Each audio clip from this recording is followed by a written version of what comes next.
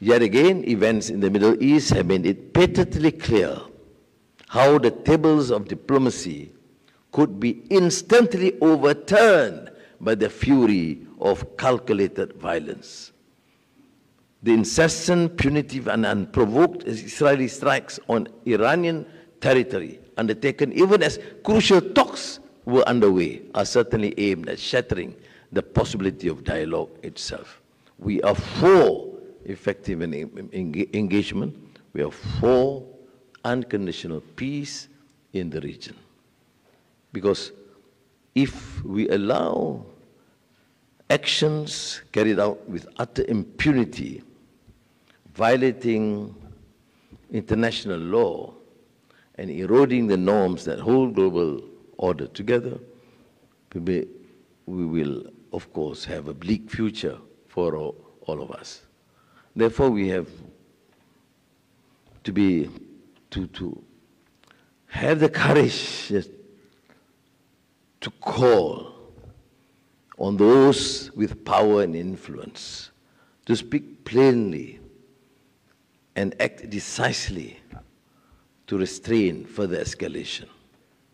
And of course, in Gaza, people do ask me, why do I continue to repeat this?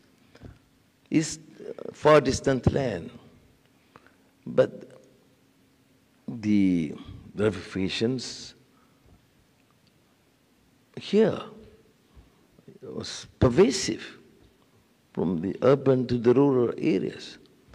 The people expect us to voice out, to take steps. Of course, some even call for extreme measures. The most we need to do is, of course, to voice our concern, to call for sanity to prevail.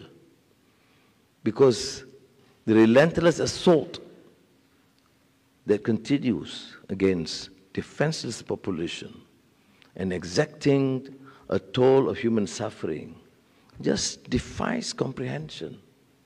You know, the staggering civilian casualties that we see every day, overwhelmingly women and children, demand far more than pious proclamations of concern.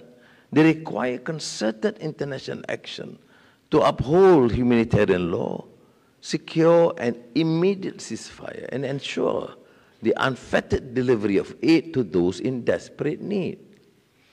The credibility of the so-called rules-based order is on trial. And of course, to our west, the unresolved tensions between Pakistan and India remain a delicate fault line.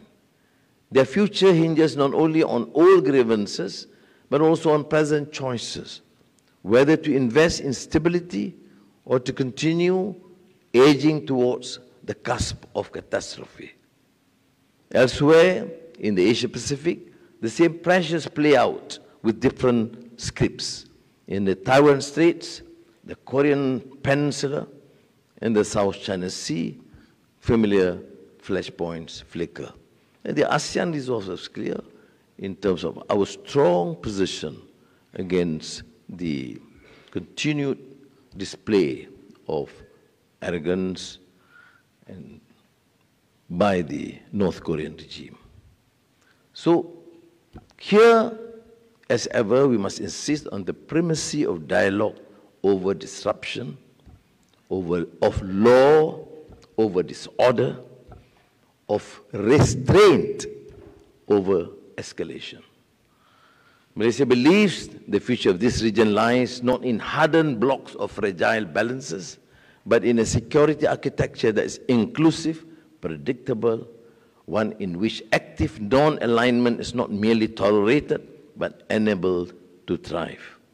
While we do not pretend to be able to reshape the region to fit our ideals, we can act to prevent worse outcomes. Stability is not guaranteed, but neither is chaos inevitable. What we do now, how we manage tensions, balance relationships, and defend our interests will decide how the region weathers the storm ahead.